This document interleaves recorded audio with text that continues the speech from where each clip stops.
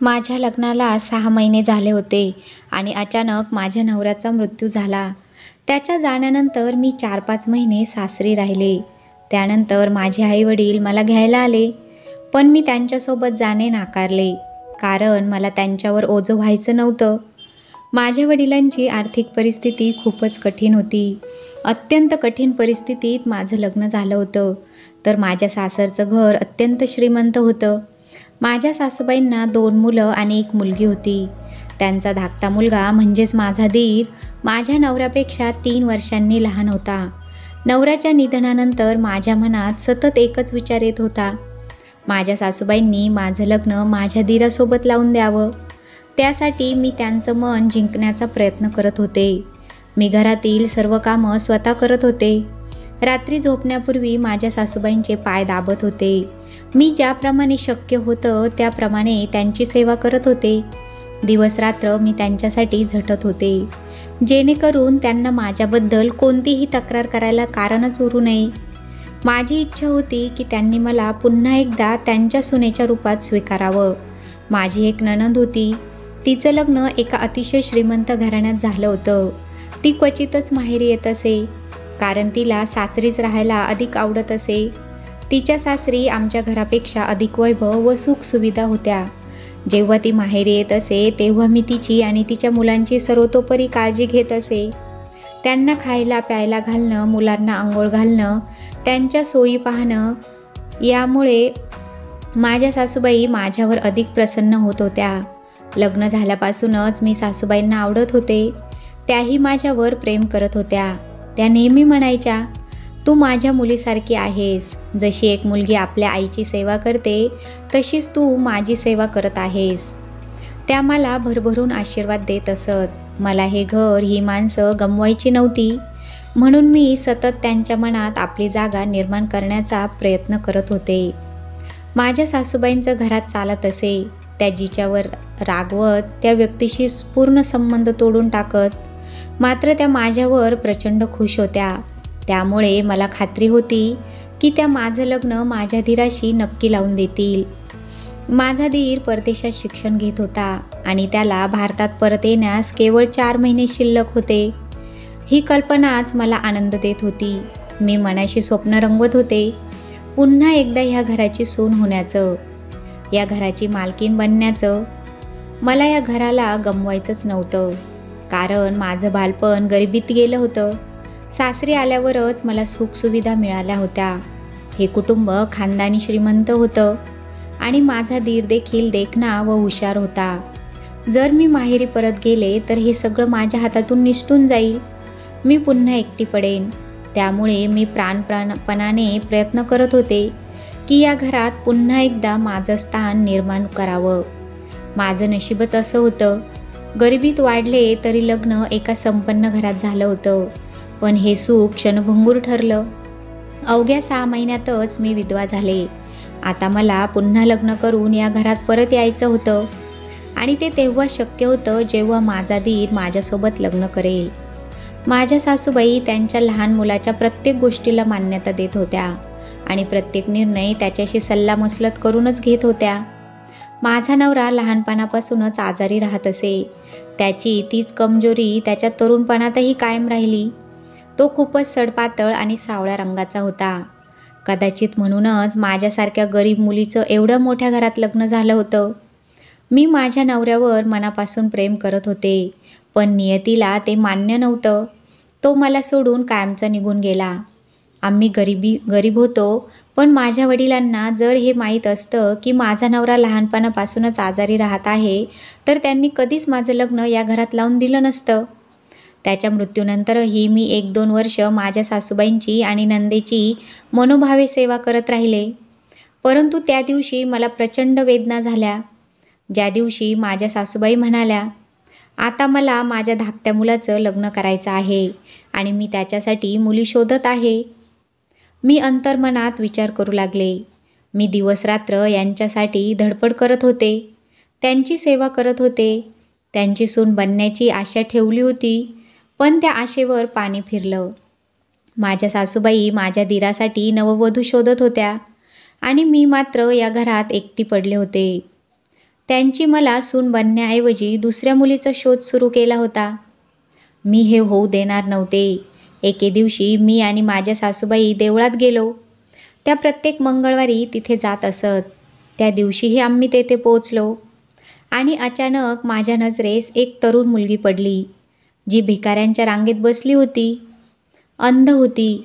माझ्या सासूबाईंना तिची दया आली. त्या तिच्याजवळ जाऊन बसल्या आणि प्रेमाने विचारू लागल्या, बाळा, तुझ्याबरोबर काही अपघात झाला का? तू इथं कशी आलीस? मी त्या अंध मुलीशेजारी माझ्या सासूबाईंना पाहून स्तब्ध झाले. त्या मुलीला पाहून त्यांना एवढं काय वाटत होतं? आणि सगळ्यात मोठं आश्चर्य म्हणजे त्या मुलीशी बोलताना माझ्या सासूबाई अचानक तिची माफी मागू लागल्या. मला माफ कर बाळा, माझ्यासोबत चल, त्या तिला आग्रहाने सांगत होत्या. परंतु ती मुलगी संतापली आणि तिरस्काराने म्हणाली, मी तुमच्यासोबत कधीच जाणार नाही. माझ्यासोबत जे काही झालं त्याला तुम्हीच जबाबदार आहात. माझ्या सासूबाई ढसाढसा रडू लागल्या. त्या तिला विनवू लागल्या, तुला जे हवं ते मी करेन, पण माझ्यासोबतच चल. शेवटी त्या अंध मुलीला सोबत घेऊन त्या घरी परत आल्या. मी थक्क होऊन विचारलं, सासूबाई, तुम्ही तिला घरी का आणलं? त्यावर त्या शांतपणे म्हणाल्या, मी तिचं लग्न माझ्या धाकट्या मुलाशी लावून देणार आहे.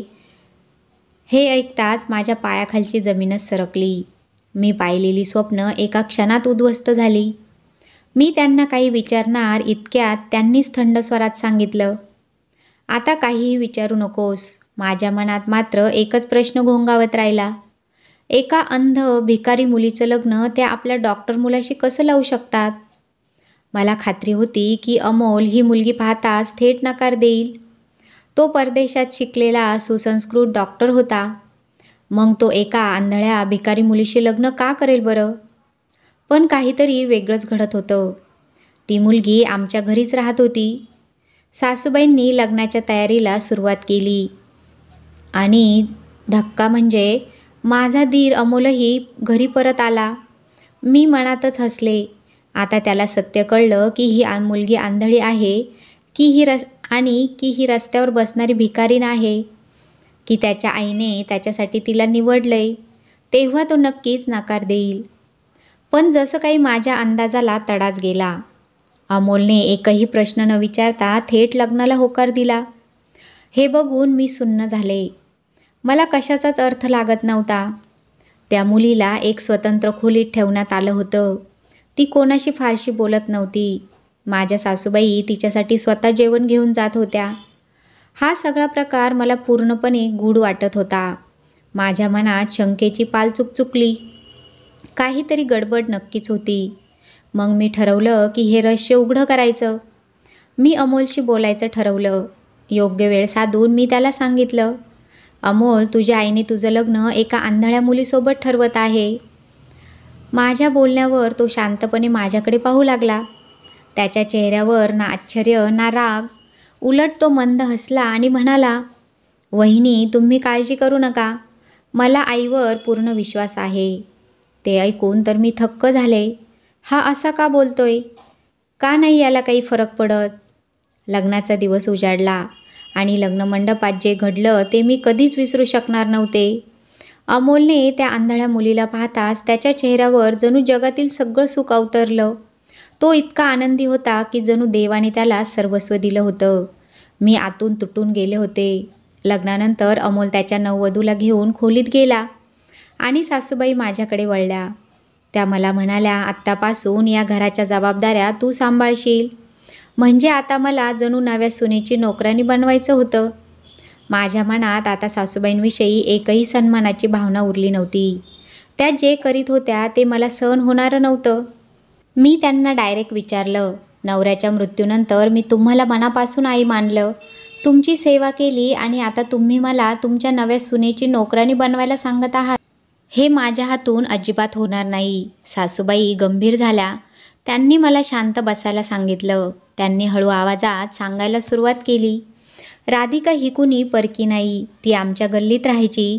आणि पुढे जे सांगितलं त्याने तर माझ्या हृदयात हजारो प्रश्न निर्माण केले. अमोलला राधिका अतोनात आवडत होती आणि राधिकाही त्याच्यावर तितक्याच प्रेमाने भारावलेली होती. कित्येकदा अमोलने मला विनवणी केली होती की राधिकाच्या घरी जाऊन तिचा हात मागण्यासाठी. राधिकाच्या घरची परिस्थिती खूपच बिकट होती, म्हणूनच मला हे स्थळ मान्य नव्हतं. कारण मला अमोलचं लग्न एका श्रीमंत घराण्यात करायचं होतं, असं घराणं जे आमच्या बरोबरीचं असेल. पण अमोलने मला समजावून सांगितलं की माणसाच्या आनंदापेक्षा पैशाला काहीच किंमत नाही. मी राधिकाच्या घरी गेले आणि तिच्या आईवडिलांना थेट धमकी दिली, तुमच्या मुलीला सांगा की माझ्या मुलापासून दूर राहा, नाहीतर परिणाम चांगले होणार नाहीत. मी संतापाने त्यांना तोंडावरच सुनावलं, तुम्ही तुमच्या मुलीला माझ्या मुलाला फसवायला सांगितलं आहे, कारण आम्ही श्रीमंत आहोत. तिला जर एका मोठ्या घराची सून होता आलं तर तुमचं आयुष्य ऐशोआरामात जाईल, नाही का? मग राधिकाची आई रडत म्हणाली, आम्ही गरीब आहोत हो, पण आम्ही इमानदारीने वागतो. आमच्या घरी येऊन तुम्ही असा तमाशा केला तर आमच्या इज्जतीचं काय? तुम्ही इथून निघून जा, तिने ठाम स्वरात सांगितलं. आम्ही कधीच राधिकाला अमोलच्या जवळ जाऊ देणार नाही, हे नक्की समजून घ्या. मी संतापाने तिथून बाहेर पडले, पण बाहेर आधीच लोकांची गर्दी जमली होती. सगळ्यांना हा प्रकार कळला होता. मी घरी परतले, पण अमोल माझ्याशी काहीच बोलला नव्हता. त्याला जेवायला बोलावलं तरी तो जेवायलाही आला नाही. अमोलचं हे तुटक वागणं मला सहन होत नव्हतं. राधिकाने त्याला फोन करून सगळं सांगितलं होतं, त्यामुळे तो माझ्याशी नाराज होता. माझा मुलगा आधी माझं ऐकणारा होता, पण आता तो माझ्याशी बोलणंही टाळत होता. हळूहळू तो अस्वस्थ होत गेला. त्याने स्वतःला खोलीत बंद करून घेतलं. मी खूप हाक मारली, पण त्याने दरवाजा उघडला नाही. त्यानंतर तो आजारी पडला आणि त्याची ही अवस्था मला पाहवत नव्हती. माझ्या मुलाला वाचवण्यासाठी मला काहीही करून राधिकाच्या कुटुंबाला या शहरातून हाकलून लावायचं होतं. एके दिवशी अमोल घराबाहेर जाताना मला दिसला. मी त्याला विचारलं, कुठे चाललास? तर तो म्हणाला, राधिकाला भेटायला जात आहे. मी त्याला रोखत म्हणाले, मी कधीच तुझं लग्न त्या गरीब मुलीशी होऊ देणार नाही. तिला फक्त तुझी संपत्ती हवी आहे आणि तुला ते दिसत नाही का? माझं बोलणं ऐकून अमोल संतापाने घराबाहेर गेला. काही वेळाने तो परत आला, पण मोठमोठ्याने रडत होता. खोलीत जाऊन त्याने सगळं सामान फेकून दिलं. मला एक गोष्ट स्पष्ट झाली, जोपर्यंत ती मुलगी इथं आहे तोपर्यंत अमोल शांत होणार नाही. मी पुन्हा तिच्या घरी गेले आणि थेट तिच्या आईवडिलांना म्हणाले, तुम्ही या शहरातून निघून जा. तुम्हाला हवे तेवढे पैसे द्यायला मी तयार आहे. तेवढ्यात आतून राधिका बाहेर येऊन म्हणाली, तुम्ही काळजी करू नका, मी तुमच्या मुलाला कधीच भेटणार नाही. आजही तो मला भेटायला आला होता, पण मी त्याला परत पाठवलं. आम्हाला तुमच्या पैशाची गरज नाही. आम्ही आज रात्रीच हे शहर सोडून जात आहोत. तुम्ही तुमच्या मुलाला समजावून सांगा की आता माझा पाठलाग करू नको. ती म्हणत होती, मला तुमच्या पैशाची काही गरज नाही. आणि मी थोडं अडकूनच म्हणाले, मला जास्त शिकवायची गरज नाही. तुम्ही लोक इथून निघून जा. मी घरी आले तेव्हा अमोलची तब्येत खालावली होती. त्याने खाणं पिणं सगळं सोडून दिलं होतं. मला वाटलं काही दिवसांची गोष्ट आहे, मग सगळं व्यवस्थित होईल, पण तसं झालं नाही. अमोल त्याचा हट्ट सोडायला तयारच नव्हता. तो बेशुद्ध पडल्यानंतरही फक्त राधिकाचंच नाव घेत होता. मला नंतर पश्चाताप होऊ लागला. राधिकाचं लग्न अमोलसोबत झालं असतं तर माझ्या मुलाची अशी अवस्था झाली नसती. काही दिवसात माझ्या मुलाला हॉस्पिटलमध्ये ॲडमिट करावं लागलं. तो फक्त एकच वाक्य बोलत होता, मी राधिकाशिवाय जगू शकत नाही. माझ्या मुलाची अवस्था पाहून मी त्याला खोटं सांगितलं, मी तुझं लग्न राधिकासोबत लावून देईन. हे ऐकून त्याला खूप आनंद झाला आणि तो लवकरच बरा होऊ लागला. पण त्याला कुठे माहीत होतं की राधिकाला आणि तिच्या कुटुंबाला मी या शहरातूनच बाहेर काढलं होतं. माझा मुलगा बरा होताच तो राधिकाला भेटायला गेला, पण उदास होऊन परत आला आणि मला म्हणू लागला, आई तू तर लग्नासाठी तयार होतीस, पण आता राधिका आणि तिचं कुटुंब कुठे निघून गेलं तेच समजत नाही. मी गल्लीभर चौकशी केली, पण कोणालाच त्यांच्याबद्दल काहीच माहिती नाही. खरं तर मलाही माहीत नव्हतं की ते लोक कुठे गेले. माझ्या मुलाला जेव्हा समजलं की राधिका आता त्याला कधीच भेटणार नाही, तेव्हा तो काही दिवसातच परदेशी निघून गेला, आपलं शिक्षण पूर्ण करायला. इकडे मी मात्र राधिकाचा शोध सुरू ठेवला, कारण जर मी तिला माझी सून म्हणून स्वीकारलं असतं तर आज माझा मुलगा माझ्यासोबत असता. तो मला सोडून परदेशी गेला नसता. मी तिच्या नातेवाईकांनाही सांगितलं, जर तिच्याबद्दल काही कळालं तर मला नक्की कळवा. पण त्यांनाही काहीच माहिती नव्हती. म्हणून मी प्रत्येक मंगळवारी देवळात जाऊ लागले, प्रार्थना करायला. मला माझ्या कर्माचा प्रचंड पश्चाताप होत होता. आणि शेवटी देवाने माझं ऐकलं. माझी आणि राधिकाची भेट घडवून आणली. ती तिथेच बसून भीक मागत होती आणि याला जबाबदार मीच होते. जेव्हा मी राधिकाला विचारलं तेव्हा तिने सांगितलं, आम्ही घर सोडून निघालो तेव्हा रस्त्यात आमचा अपघात झाला. त्या अपघातात माझ्या आईवडिलांचा मृत्यू झाला आणि मी गंभीर जखमी झाले. या अपघातात मी माझे दोन्ही डोळे गमावले. मी हे ऐकून हादरले.